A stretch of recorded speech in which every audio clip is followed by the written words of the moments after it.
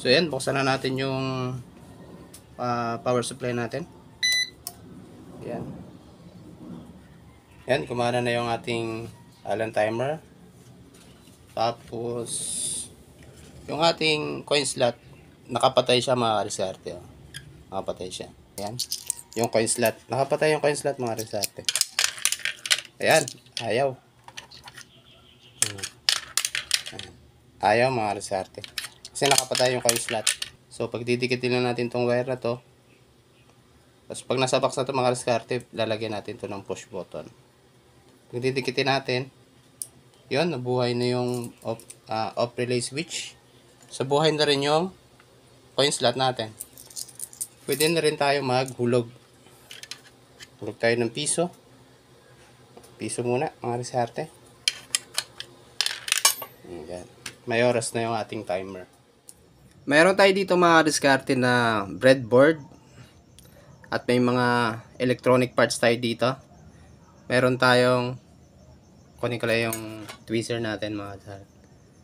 Meron tayo ditong ito 5-5 timer, tapos capacitor na 1000 microfarad 16 volts, resistor 1K. Yan mga resistor na yan, mga diskarte 1K. At meron tayo ditong transistor na BC547. Tapos may LED lights tayo rito, LED.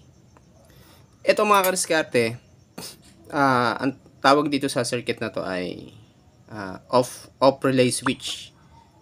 Kapag i-on mo, mamamatay siya na sa ilang segundo. Depende sa mga resistor na ilalagay mo mga kadiskarte. So ito, may mga resistor tayo dito. Ito yung magta-timing kung gaano katagal mamamatay yung ating circuit. Ito, mga diskarte, ito ay 1K resistor. Pasensya na sa mga piyesa ko mga diskarte kasi galing kasi ito sa ibang board. Nangahoy lang ako dito. Ayan, kinahoyan ko lang yung board na matagal ko nang hindi nagagamit. Tapos may mga piyesa, nangahoy na rin ako dyan. Kaya yan yung ginamit ko dito. So nakita ko lang yung diagram nito mga diskarte sa internet at sinubukan ko lang kung gagana. So ipapakita ko lang sa inyo mga diskarte kung gumagana ba talaga yung off relay switch na nakita ko sa internet. So ito mga diskarte, ito 1K na resistor. Ito 100K. At ito naman ay 5K.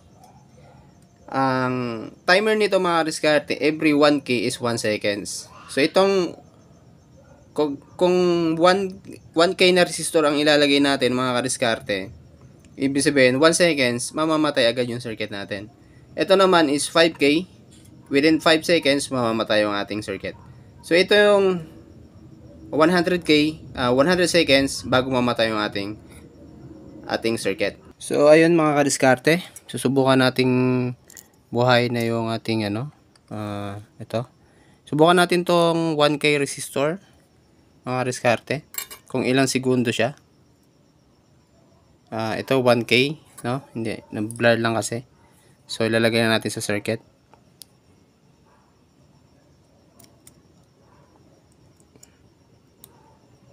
Patayin muna natin yung power supply.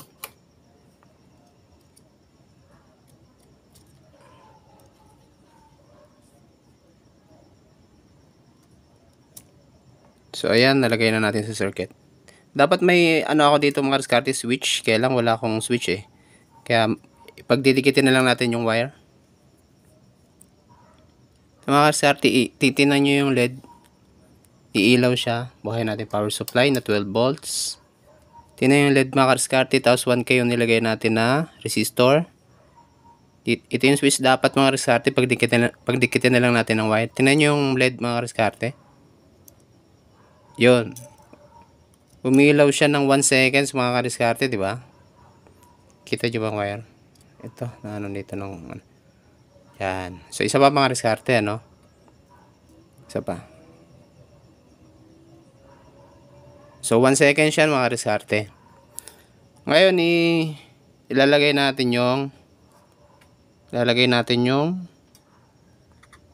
tanggalin muna natin yung 1K resistor. Ilalagay natin yung 5K na resistor.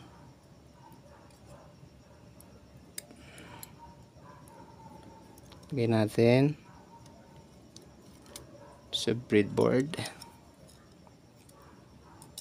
May supply na yun ng 12 volts mga kadiskarte. Yan. Yan. Tapos switch ulit natin. Tingnan nyo yung LED mga kadiskarte.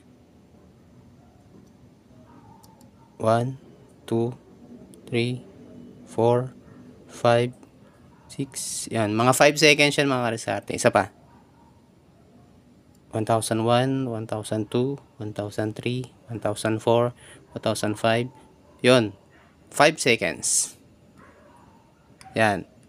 Sa 5K is 5 seconds. Every 1,000 ohm resistor, 1,000 ohm is 1 seconds.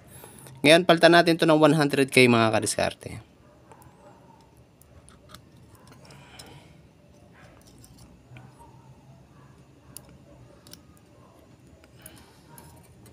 Ito yung resistor na yun mga kadiskarte. Sa yung camera.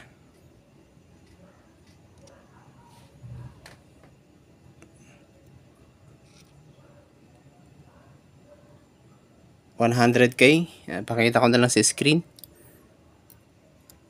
So, lagay natin sa breadboard. Okay. Tapos dito. Lagay natin dito. Okay. Ayan. Tapos, harangan siya ng ano. Ayan. Tingnan yung LED mga kadiskarte, ano. Ito, tingnan nyo. Itong LED na to. Try na switch. Ayan. 100K yung nilagay natin na resistor. Tingnan natin mga kadiskarte. Ayan. 100 seconds din yan mga kadiskarte. Patayin natin yung ilaw. Ayan, yung resistor na yan. 100 seconds yan bago mamatay mga kadiskarte. Lord. Yan yung ilaw natin.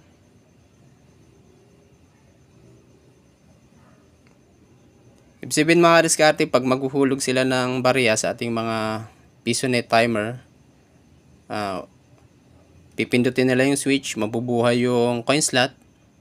Tapos pwede na sila maghulog ng barya. Pagka tapos ng 100 seconds, mamamatay na yung coin slot.